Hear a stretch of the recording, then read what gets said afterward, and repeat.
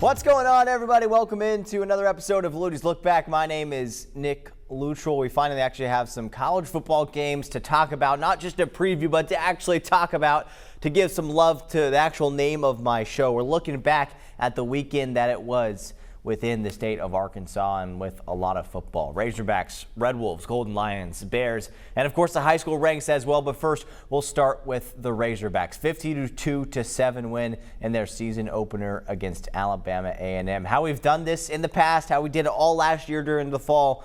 We start out with my three big things from Arkansas's game. Now this week, week one, Alabama A&M, a dominating win, 52-7. You see some of my takeaways here. Let's read them to you. Number one, same Taylen Green as last season. I think that's a good thing and maybe a bad thing a little bit as well. And speaking of bad things, big point number two, slight concern. I do have a slight bit of concern for this defense going forward. Big point number three, this game really doesn't tell us that much. Now let's go back up. Let's talk about it. Let's talk about Taylen Green. That's the first big point that I want to get across here, because he is the guy, he is the talking point of this entire Arkansas football team, of this program right now. It's Taylen Green. It's year two. It's all of these big things, and we had heard that he was much improved. And I just don't know if I fully saw that in this game. Now you can cheat and look at my big point number three and see I'm not putting a lot of stock into this game. But at the same time, I wish I would have seen a little bit more out of Taylen Green. But I'm not going to be too negative about Taylen Green, because there's some other things that we can be a little bit more negative about. I'm not going to do that with Taylen Green. I'm just saying, in this one game, it was one game, I feel like he looked the same as he did last year. And don't get me wrong, Taylen Green last year was terrific, right? He had a really high ceiling, but also a really low floor in some ways. He can make a lot of really good plays. He did in this game. He made a lot of the right reads. He found a lot of different receivers. 6 touchdown passes, 5 of those to 5 different guys. C.J. Brown was the only one who had 2 touchdowns for Arkansas. That was the good. You saw him scramble. For the most part, his scrambles outside the pocket and running the ball was good. But then you see a couple plays here and there that's just like, don't do that. Like, if you're going to do that against any other team, you're going to have a lot of problems. And I guess really the biggest one is that second drive of the game, when he takes that big sack and makes, what would be a 43-yard field goal turn into a 53-yard field goal. It's fine. It's Alabama A&M, but you don't want to do it. You don't want to do it going forward, right? And again, not putting a ton of stock into this game, but I think it's maybe a little bit of the same, but maybe there's some improvement there. So kind of on the positive, on the improvement of Taylen Green, here's what his head coach, Sam Pittman, had to say about his quarterback. One, we were turnover free. That's big. So he took care of the football. He was smart, throwing and running. Once he got out, understood where first downs were, whether he needed to throw or he could run to get it. I thought he had good command over the huddle and over the offense all day, and he distributed the ball to several different people. So came out, I think, healthy, and so I was really pleased with his game. And we just got to protect him. We got to continue to work. We knew they were going to blitz the heck out of us, and they did. But we've got to get better protecting him as well. All right, moving on to the defensive side of the ball, and I think the biggest negative takeaway, if there was any big negative takeaway you can from this game, and there is a little bit of cause for concern for this defense. And I think everyone knew, if you've been watching this show, if you've had an idea of what this team looked like in spring ball, in fall camp, it was the offense is going to carry the defense this season. The offense is going to be better than the Arkansas defense this season. This game further solidified that point, right?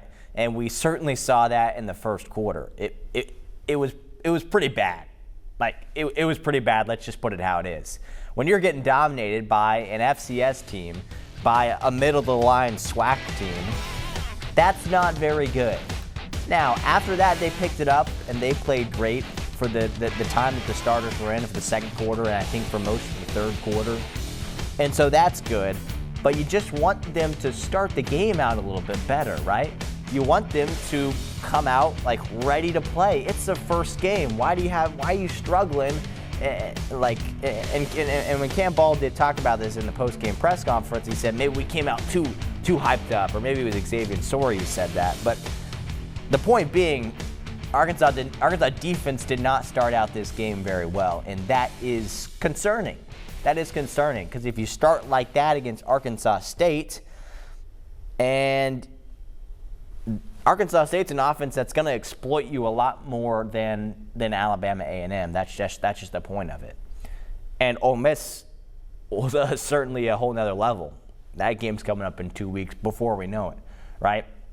So I hope this defense is able to make some of those, whatever went wrong in the first drive, I hope they did clean it up after that. I hope that they'll start games better. I hope this was just okay, they're a little rusty, right? It's their first game. But it looked a little rough. The defensive line looked rough. And that wasn't just the first drive. The D-line, but we knew that's going to be the issue this year for Arkansas on the defense. The entire unit is the defensive line. We've heard so much talk about the defensive backs and how they're going to be better, how they're bigger, how they're stronger. Maybe not faster, but they're bigger. So are they better? Still hard to tell, right? In that first drive, they were not better.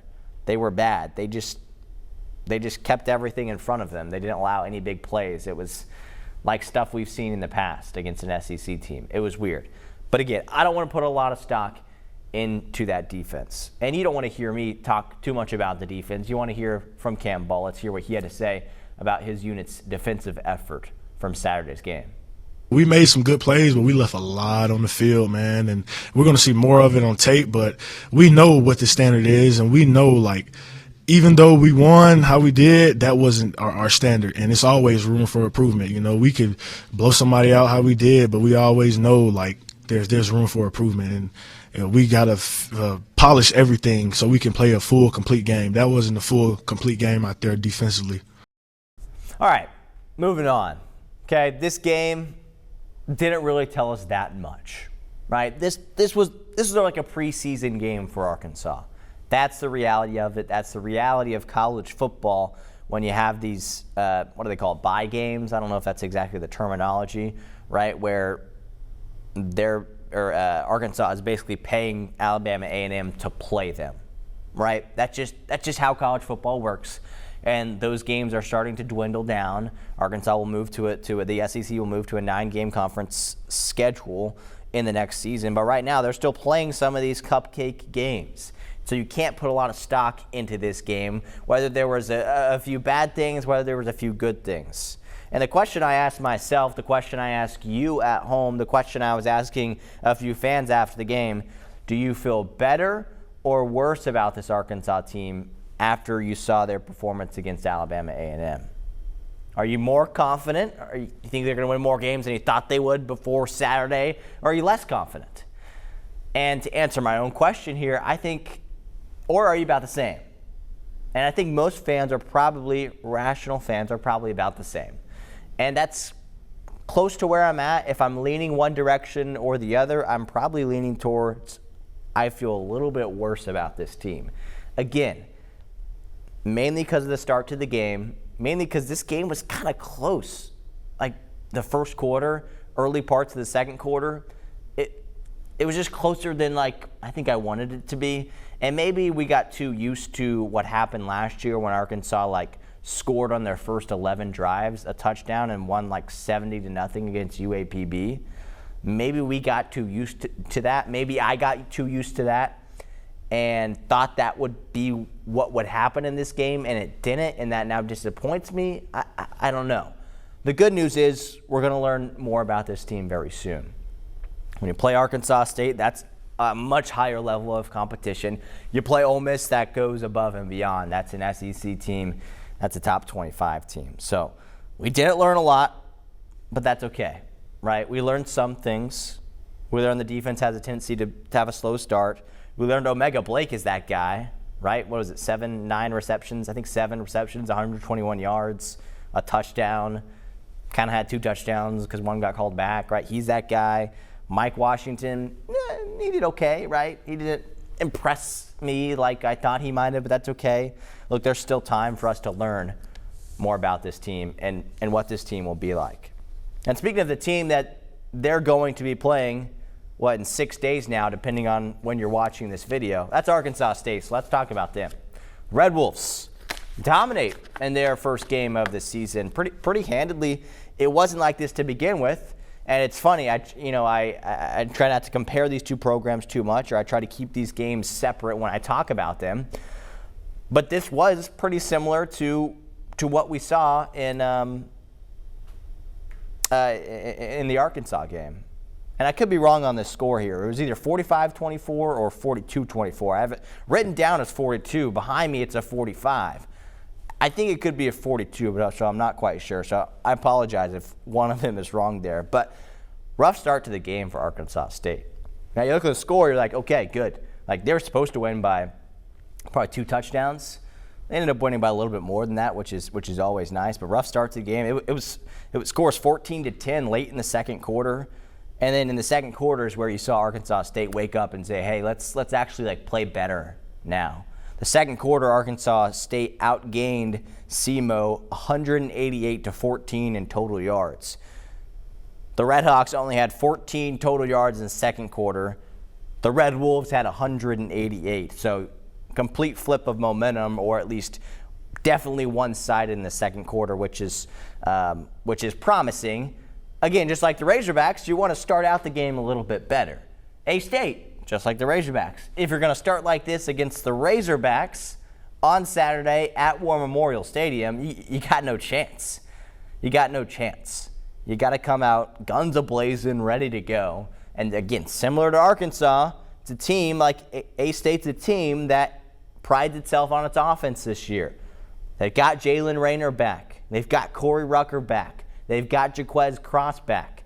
You saw those guys make an impact in this game. Defense, only 2 starters returning. The team as a whole, there's a lot of new guys. There's like 70 new players on the team. So a lot is new, but defense has a lot of question marks, and defense definitely is the concern. But it's good to see they locked down for the majority of this game other than the first quarter. I mentioned Jalen Rayner. He was efficient, 26 of 32. 345 passing yards, 3 touchdowns. Jaquez Cross got involved, running minimally. Rayner went to him a lot as far as throwing the ball to him. I think he was tied for the most receptions on the team was Cross. Chauncey Cobb, a guy who has been with the Red Wolves for the past few seasons, kind of waiting his turn. His turn is now. 5 receptions, 85 yards. He was the go-to guy for Rayner in this game, which was weird because everyone expected to be Corey Rucker. Now, I didn't watch this game intensely like I did the Razorback game, so that's what I should have said to begin with. But my understanding is, or my guess, I should say, is the SEMO defense probably really keyed on Corey Rucker. They're like, all right, we know this guy's one of the best wide receivers, if not the best wide receiver in the Sun Belt this season. We're going to shut him down. That allowed an opportunity for some of those other guys to get involved, like a Chauncey Cobb. I wonder how Arkansas will prepare for those two. I wonder how the Razorbacks will prepare for Corey Rucker. I wonder how Rucker will perform against the Razorbacks, a defensive backs unit that kind of struggled in a few drives in their game against Alabama A&M. I'm curious to see how those things work out. But in this game, it's a win for for Arkansas State and for the Red Wolves. Let's hear what head coach Butch Jones had to say after the game. I thought we controlled the momentum of the game for the entire game, which was good. We had some challenges along the way, but I felt like we never relinquished the momentum. I thought Jalen did an outstanding job of really managing the game, but there's some things that happened today that we're not going to be able to get away with in the next couple weeks. And it's like I told our team, welcome to the SEC and high-level football. You have a top-notch SEC program that some people think are the most improved SEC program in there, and I have a lot of respect for the SEC, obviously spending a lot of time there. And then you turn around, you probably play the team that's going to be the Big 12 champion. And so we have to get better in a hurry.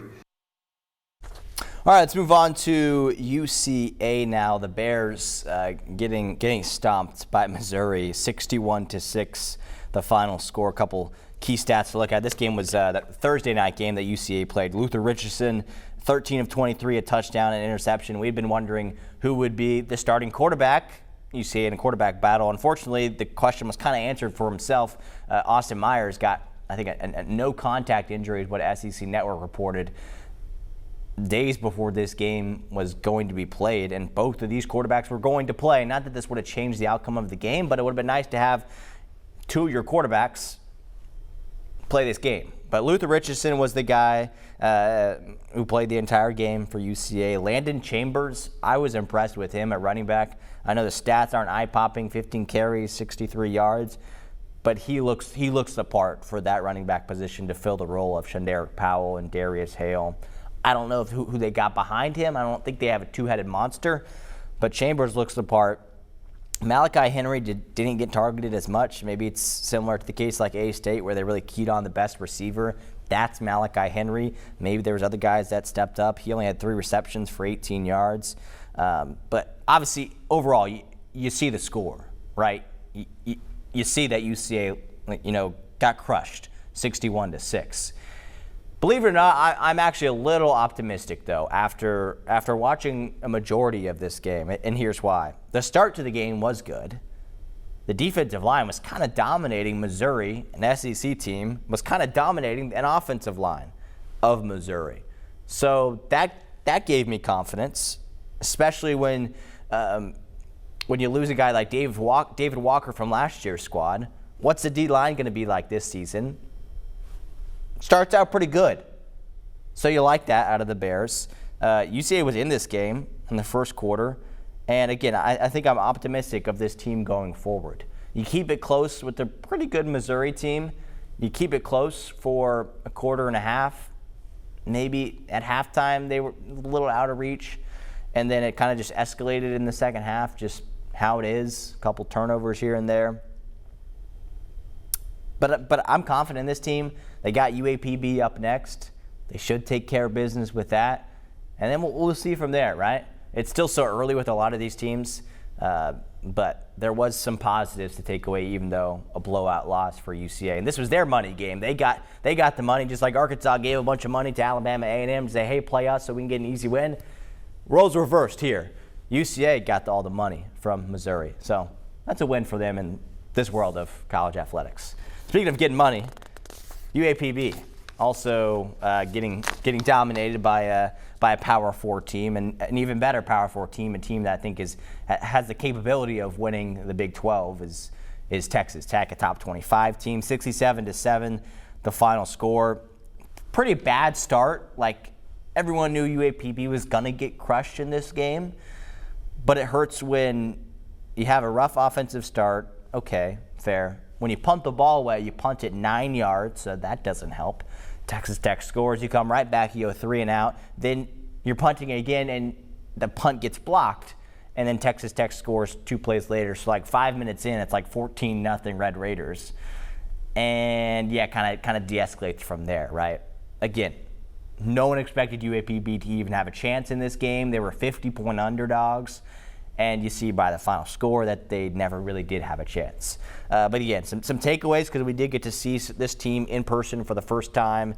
And, I wasn't able to watch it because I think it was during the A-State game. Watched a little bit of the highlights or the lowlights for UAPB. A couple of takeaways before we move on. Christian Peters, he was starting quarterback. A D2 transfer guy who played really well the past few seasons in the D2 world, I believe. He played okay. He had a very poor interception, I think, on the 3rd or 4th drive. We didn't see anybody else throw the ball, which I was surprised by because I thought there was a quarterback competition with him and with DJ Stevenson. We didn't see DJ Stevenson at all, as far as what I saw looking at the box score and the stats and everything. I could be wrong. Call me out if I'm wrong. But I'm surprised you don't put DJ Stevenson in there and you just play Christian Peters. Landon Holcomb actually came in the game a little bit, the Pine Bluff sophomore. I think he was kind of in a wildcat role at quarterback, so that was interesting to see. We'll see if they utilize that going forward. Zamarian Weber was kind of the running back they leaned on as much as they can. I'm surprised BJ Curry didn't play. I'm not sure what's the issue there, if he's hurt or the reason he didn't play. Ellis Stewart was kind of the leading guy as far as receptions and touchdowns, I guess. 2 receptions, 28 yards. Again, not stats that are good at all. You score touchdowns, so that's good, but it has a potential to be a long year for UAPB. But just like the Razorbacks, it's hard to put a lot of stock into games like this when you play a team like Texas Tech, and UAPB is never going to play a game half as good as Texas Tech the rest of the year. Like UCA maybe is like half as good as Texas Tech. So it's just you can't put a lot of stock into a game like this. All right, that is all the college football talk we have from this past weekend of sports. Let's move on to some high school talk now. All right, Friday Night Blitz. Hope you guys watched it. It was a lot of fun. We covered probably about half these games, maybe 4 or 5 on this list, but here's some of the scores in case you missed it. I'm going to read them off, give you a couple extra tidbits from each of them before we move on to our sweetest play. And you might see them, you might see your team. I'll get to them. I'm going left to right, top to bottom. So I'm going to start with Bryant Benton, then I'm going to go Springdale, Little Rock Central. Bryant getting the easy win over Benton in the Salt Bowl, 40-10, the final score there. Like they should have done, like what was expected of them, with all due respect to Benton. The first time this game was back in Saline County, the Hornets took advantage of the Panthers and got the win here. Also in the 7A, Little Rock Central. Look, this is a team that was, won 2 games last year, was winless the year before that. I think it was winless a couple years before that. Springdale made the playoffs last year. Maybe that was just Springdale's run for their money, and that's it. But that's impressive for Central to stomp the Bulldogs and get the win in week 0. Conway just dominating. A great start to the Wesley Tapp era for the Wampus Cats, putting up 68 points against Jonesboro. North Little Rock, man, tough. Coach Brad Bolding in his debut as head coach back with the Charging Wildcats, falling to a good Rogers team that'll make the playoffs and make a run at a school like Bentonville or Fayetteville, probably in the playoffs, with Jeff Reagan and the Mounties are a pretty good team. But yeah, North Little Rock, tough start. I'm really curious to see what they're going to do going forward the rest of the season. Little Rock Christian getting a 35-14 win over El Dorado. Probably want to see a little bit more of a margin there, a margin of victory there, but a win is a win. Okay, here's the biggest one probably of this entire scoreboard. Robinson destroying Pulaski Academy. I mean, this game is close in the second quarter, and then the Senators just dominated and breaking an 11-game losing streak, taking down Pulaski Academy 53-14. Hot Springs getting the win over West Memphis 57-20. Bishop Allen had 6 or 7 touchdowns. Little Rock Catholic winning on the final play, or I think the second to last play of the game. A bit of a Hail Mary or so. They scored and they won 21-20, taking down Texarkana, kind of surviving in that game. Lakeside dominating Lake Hamilton for the 3rd year in a row, 56-20, the final score. Sheridan winning the Highway 270 Classic with Dax McMillan, 58-28. Maumelle and Sylvan Hills, the second probably the biggest upset or craziest thing that I would say happened in this past week of high school football. Sylvan Hills, a team that was winless the last 2 seasons, takes down Maumelle. I'm pretty sure a playoff team from a season ago, takes down Maumelle 55-54. A little bit of a controversial ending. Maumelle had a 2-point conversion with a second or 2 left, didn't get it, and that's how the game ended. So pretty crazy right there. So that's Sylvan Hills and Maumelle. Greenbrier taking down Warren 57-32. Watch out for Enoch Hassan.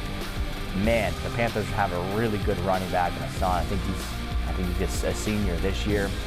Arkadelphia, the defending 4A state champs, taking down Camden Fairview 17-14. Bit of an ugly game, but Cam Archer with a big-time punt return to give Arkadelphia the win in this game. Badgers starting out 1-0 to the season. Mills taking down Osceola 28-14. A big notable in this game, Elijah Moody, the guy who was sensational last year as a freshman quarterback, now his sophomore year, took a hard hit in the third quarter, did not return in this game, so we'll have to monitor that, and hopefully Mr. Moody can return and play some high school football because he is exciting to watch. And finally, in the 2A ranks, Conway Christian, the defending state champs that people don't think will be as good as they were last year, takes down Hazen. Now Hazen, not the best team in the 2A, but takes down Hazen 24-20, the final score. So now, those are all your scores.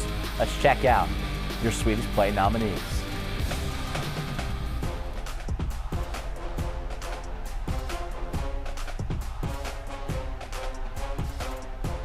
All right, we'll start in West Little Rock for nomination number 1. How about the Robinson Senators? Again, snapping their 11-game losing streak to Pulaski Academy. Check out the play here from Deuce Williams. You saw it right there. Onside kick, PA does it all the time. Deuce just jumps up, grabs it, and takes it to the house. This was one of 2 onside kicks returned for a touchdown that we saw on Friday night. And this one is our first nominee for Sweetest Play. All right, nomination number 2, Camden Fairview. As I just mentioned, fallen by just a few points to Arkadelphia on Friday night, but now without a pretty good effort from its defense, slowing down a really good offense in Arkadelphia, or a team that's just figuring it out. But check out this interception from Christopher Bolden, jumping up, tips the ball to himself. I don't know if he did that on purpose. Then comes down, like, what body control to be able to do that, to come down with the football. Just a great play from the senior defensive back. All right, our final nomination, how about this play from Sylvan Hills on Thursday night? Right through the hands of the Maumelle linebacker, gets it to his guy, Caden Williamson, and he scores a touchdown. Now look at this one more time. Tyler Hampton, Sylvan Hills. I don't know if he meant to do this, but it's pretty insane. I'm gonna slow it down for you one more time. Just threads the needle, finds Williamson. Williamson rushes it in for the touchdown. Those are your Sweetest Plays of the week. So really exciting Sweetest Plays there. We'll move on to the final, or the second to last thing we've got on today's show. It is my Luttie's Legend of the Week. We haven't had this segment in a couple months, but we have to bring it back because we got actual games to talk about. And I think when you're looking at the Legend of the Week for me, I think it's Omega Blake. I think it's the Arkansas wide receiver that had a really exceptional start to the football season for Arkansas. We'd heard that he was really good. We'd heard that he was going to be that go-to guy. He started his career at South Carolina, did okay, not great. Had some really good years at Charlotte. Now he's back in the SEC. And again, just one game. You don't put a lot of stock into it. But Taylon Green seems to like connecting with that receiver. Omega Blake, 7 receptions, 121 yards, and a touchdown. He is my Luttie's Legend of the Week.